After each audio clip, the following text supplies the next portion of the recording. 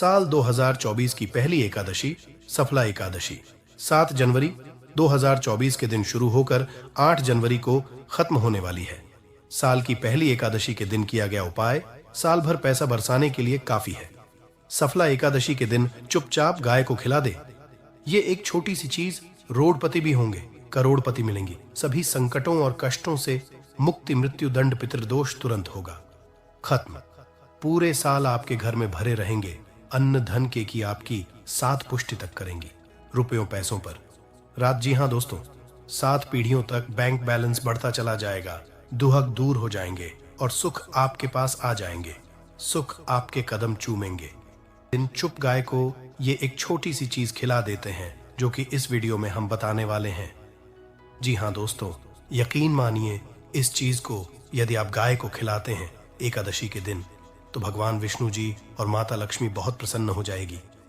आपके जीवन के जो भी दुख, दर्द, संकट, कष्ट हैं, समस्त दुहक संकटों से छुटकारा मिल जाएगा। आप यूं कहे आपके जीवन से तत्काल गरीबी भी समाप्त हो जाएगी। समस्त दुख दूर होकर सुख आपके कदमों में आ जाएगी। इतना सुख संयोग पूरे 500 सालों के बाद बन रहा है।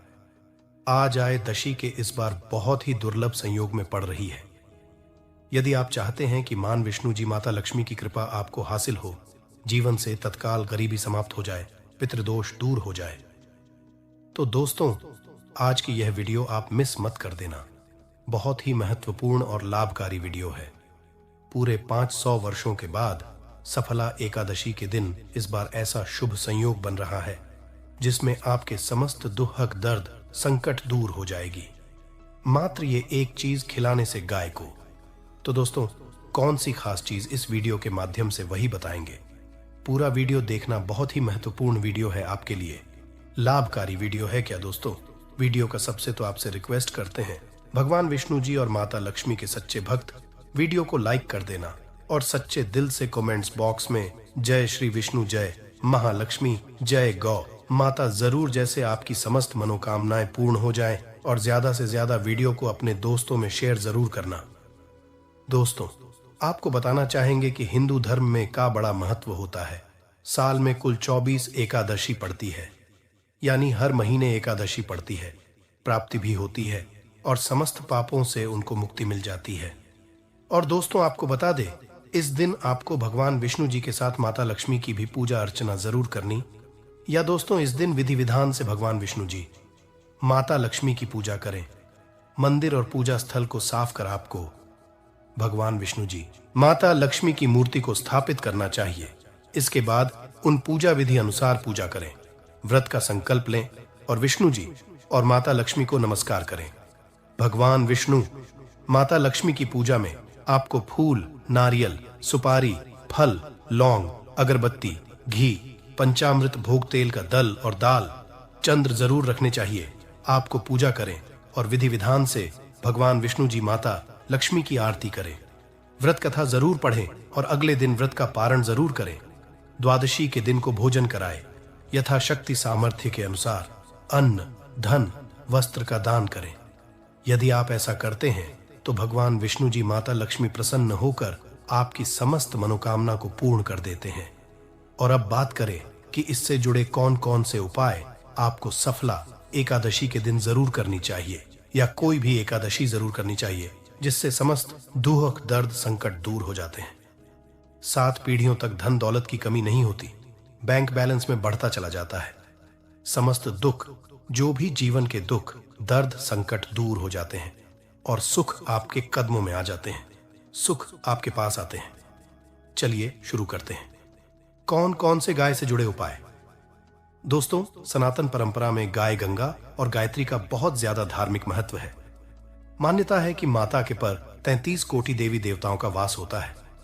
गौ माता की सेवा एवं पूजा करने वाले जातक पर इन सभी देवी की कृपा बरसती है। गौ सेवा से न सिर्फ इस जन्म के बल्कि पूर्व जन्म के भी दोष दूर हो जाते हैं। प्रत्येक सुबह जब आपके घर में भोजन बनना प्रारंभ हो तो सबसे पहले बनाई गई रोटी को आप गौ माता नाम से निकाल दें और भोजन करने से पूर्व गौ माता को इस रोटी को खिलाएं। यदि संभव तो काली गाय को खिलाएं। यदि काली गाय ना मिले तो सफेद गाय को भी आप खिला सकते हैं। प्रति एक पूजा और मांगलिक कार्य में गौ माता या से जुड़ी चीजें जैसे गाय का गोबर, गौमूत्र, गाय का दूध अथवा गाय के दूध से बना घी जरूर शामिल करें। इससे आपको पुण्य की प्राप्ति होगी। सनातन परंपरा के अनुसार जिस गाय होती है उस घर से जुड़े सभी वास्तु दोस्त समाप्त हो जाते हैं। किसी भी पूजा में गाय से हासिल पंचमय युक्त पदार्थ का उपयोग जरूर शामिल करें, क्योंकि पंचम के बिना कोई भी पूजा पाठ और हवन सफल नहीं होता। जहां दोस्तों, गौ कृपा पाने के लिए प्रतिदिन सप्ताह अथवा महीने में परिवार समेत एक बार गौशाला जाने का नियम जरूर बनाएं और वहां गायों को हरा जरूर खिलाएं। इससे आपको शुभ फलों की प्राप्ति और साथ ही गौ सेवा और गौ पूजा से 9 ग्रह शांत हो जाते हैं और इनसे जुड़े दोषों का निदान हो जाता है। गर्मियों में गौ माताओं को पानी पिलाए और सर्दी में गौ माता को गुड़ जरूर खिलाए। ध्यान रखिए कि गर्मियों में गाय को गुड़ न खिलाएं। अनेक देवी देवता को अपने शरीर पर धारण करने वाली गौ माता से जुड़े कई शुभ और अशुभ संकेत भी होते हैं। मसलन, गाय का दूध धोते समय यदि गाय ठोकर मार दे और सारा दूध बिखर जाए तो अपशगुन होता है। यदि कोई निकल रहा हो और गाय अपने बछड़े को दूध पिलाती सामने आ जाए तो निश्चित रूप से जिस यात्रा के लिए आप निकले हैं वह यात्रा आपके लिए जरूर ही सफल होगी और वह काम जिसके लिए आप निकले हैं वह जरूर ही पूर्ण होगा। यात्रा पर समय बाईं ओर गाय की आना और रात्रि में गाय की हुंकार करना भी शुभ होता है दोस्तों। साथ ही साथ गाय के साथ आप भूलकर भी यह काम न करें, अन्यथा मिलता है घोर पाप और जीवन भर की परेशानियां। जी हां दोस्तों, गाय को राष्ट्रीय पशु बनाए जाने और इन्हें मौलिक अधिकार दिए जाने की बात है तो सवाल उठता है कि गाय जब भारतीय संस्कृति का अहम हिस्सा है तभी गाय के साथ लोग खराब व्यवहार कैसे कर लेते हैं। गाय दर दर रहती है, भरपेट इन्हें चारा तक लोग नहीं देते।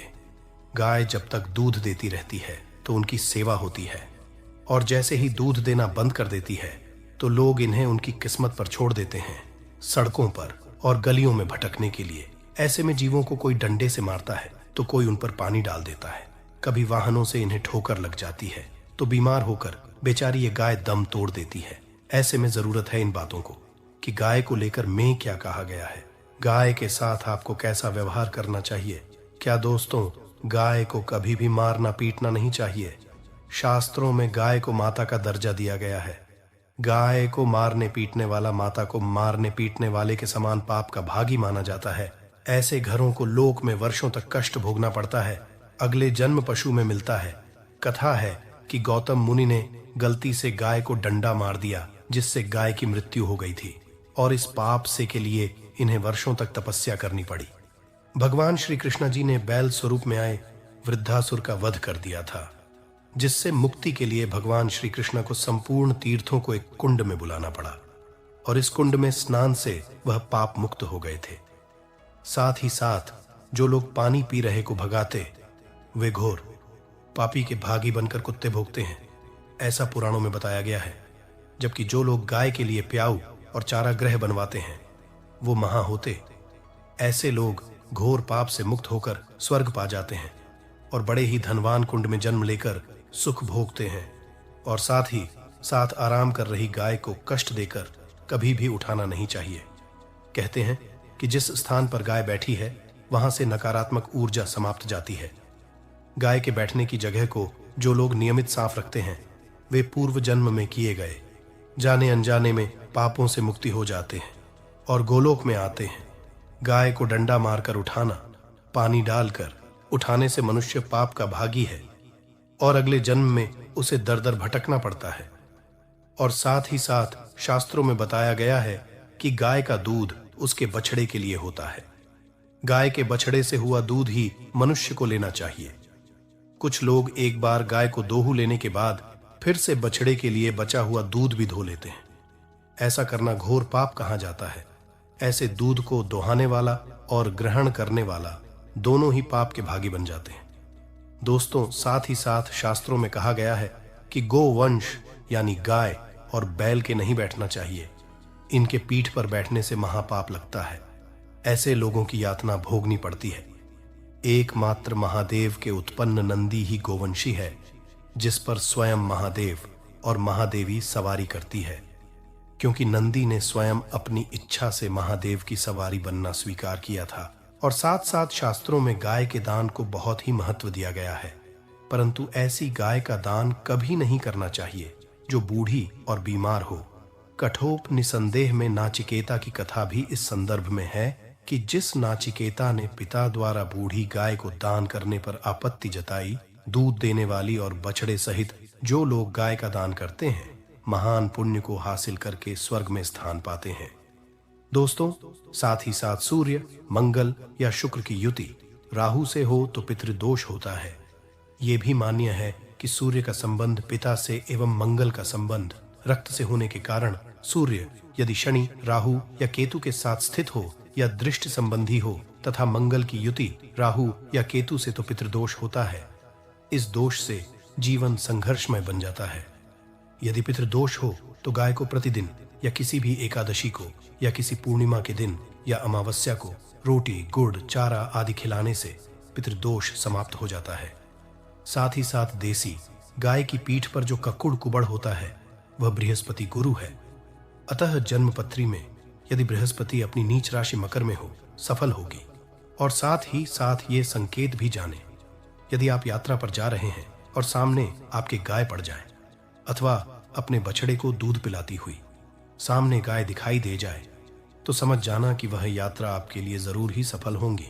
और साथ ही साथ घर में गाय होती है उसमें वास्तु दोष स्वतः ही समाप्त हो जाता है। और साथ ही साथ बता दें कि गाय को आप जो भी रोटी बनाएं प्रतिदिन ताजी रोटी ही बनाएं। गाय को अगर आपने रोटी बनाई है तो कोशिश करें कि उसको आप तुरंत ही गाय को दे दें। अगर आप उस रोटी को रख देंगे और उस रोटी को अगले रोटी मानी जाएगी, गाय को कभी भी बासी रोटी ना दें। इससे घर में नकारात्मक ऊर्जा वास करती है और जो भी कार्य आपके बनने वाले होंगे वह कार्य भी आपके बिल्कुल भी नहीं बनेगी। इससे आपके घर में हमेशा दरिद्रता वास रहेगा और आप भी कार्य को करेंगे, उस कार्य में आपको हमेशा असफलता ही हाथ लगेगी। इसलिए कोशिश करें गाय को रोजाना ताजी बनाकर खिलाएं और रोटी को बिल्कुल ना रखें। बांसी रोटी गाय को ना दें और साथ ही साथ सड़ी चीजें गाय को नहीं खिलानी चाहिए। कि घर में कोई फल है, कोई सब्जी है, सड़ जाए तो लोग क्या करते हैं, गाय को खिला देते हैं। नहीं, ऐसा नहीं करना चाहिए। ऐसा करने से यदि आप गाय को खिलाते हैं तो और आप पाप के भागी बन जाते हैं। आप बिल्कुल भी सड़ी चीजें गाय को ना खिलाएं और साथ आप आटे की 11 लोहियां बनाकर उनके ऊपर हल्दी लगाएं। इसके बाद उन 11 लोहियों को एक एक करके को खिलाएं। प्रत्येक लोहे को खिलाते समय गाय के सिंघों पर आप हाथ फेरें, पीठ पर हाथ फेरें, मस्तक पर हाथ फेरें। माता गाय के आप चरणों के स्पर्श करें। जहां दोस्तों ऐसा करने से आपके समस्त कार्य बनने लगेंगे। जो दोहक का समय चल रहा है वह भी समाप्त होगा। आपके में खुशियां ही खुशियां होंगी। और एक बार आप 7 बार गाय की परिक्रमा कर लें तो आपके समस्त कार्य पूर्ण होंगे। साथ साथ आप गाय को जब भी रोटी दे, रोटी पर या तो आप थोड़ी हल्दी लगा ले या थोड़ा गुड़ रख ले। अगर गुड़ ना हो तो आप थोड़ा मिश्री रख सकते हैं, थोड़ा घी रख सकते हैं। या दोस्तों, गाय को कभी भी सूखी रोटी ना खिलाए। सूखी का मतलब गाय को जो रोटी रख के खिलाए उस पर कुछ ना कुछ रख कर खिलाए। हल्दी रख, गुड़ रख ले, मिश्री, घी या जो भी रख ले, मतलब खाली रोटी नहीं खिलानी है। ध्यान इस बात का रखें, जभी आपको शुभ फलों की प्राप्ति होगी। जी हाँ है दोस्तों, ये थे गाय से जुड़े कुछ पूर्ण उपाय, कुछ बातें जिन्हें आपको जरूर करना है।